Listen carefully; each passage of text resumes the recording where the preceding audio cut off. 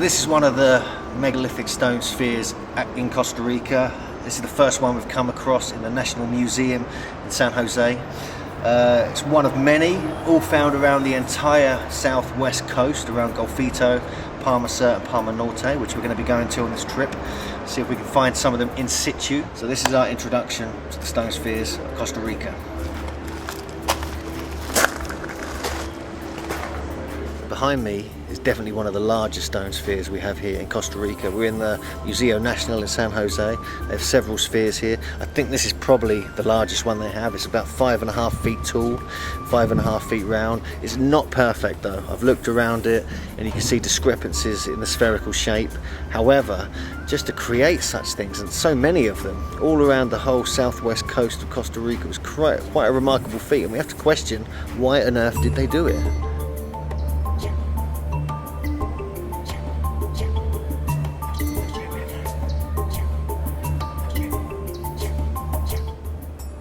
So just looking around it, I don't know if you can see here, but just on the top part here, if we go round with the top part carefully, you can see a few discrepancies in the shape. It's not perfectly spherical.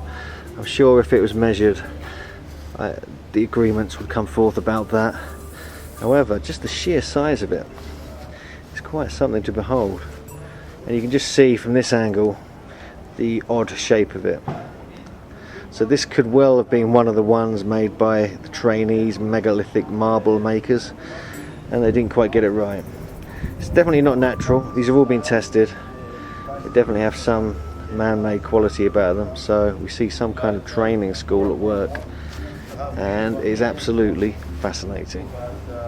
Many of these spheres were arranged in triangular square patterns over the landscape. Some suggest they could have been navigational markers, even territorial markers or ceremonial markers, who knows. But here they are. There's several of them here in the San Jose National Museum.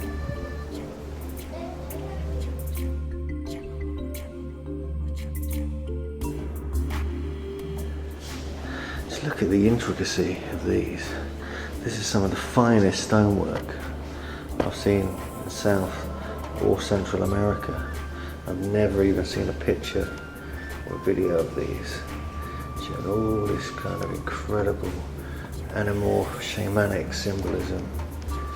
Even here we have some kind of winged being, winged man, almost looks like a Mothman with pelicans rising up, holding up the great seat on top.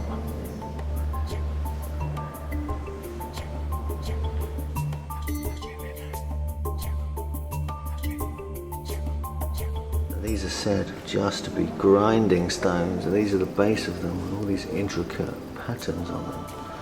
But look at these, look at this beautiful pattern, knotwork around the whole edge and base, and this is just carved out of one piece of rock with a symbol of a god there with goggle eyes, just like a Tiwanaku. And here we can see a very Tiwanaku looking figure holding a staff up to his mouth. Another head inside his mouth. Again, the square features and the sun rays, very similar to Viracocha. Here we just see the legs and how they're beautifully carved. All out of one solid piece of rock. Beautiful craftsmanship to the highest degree. You can deny that this guy's got an amazing hat, or a representation, or even a real elongated skull.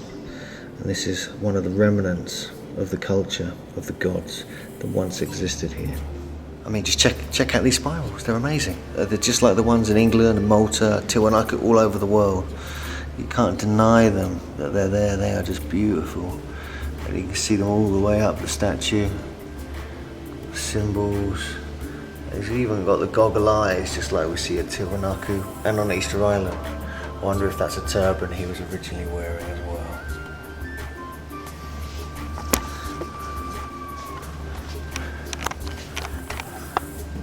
Pretty amazing, but to me it shows clear signs of oceanic contact and signs of working with earth energies.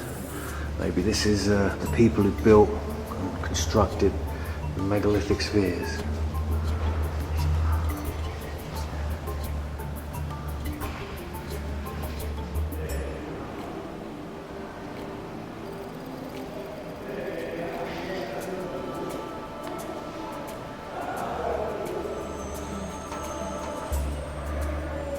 On this particular sphere, we found megalithic carvings that look spiral-like, very similar to what we've seen in different parts of South America and obviously all over the world, such as Malta, England, New Zealand and many other places. Is this a symbol of the builders of these spheres?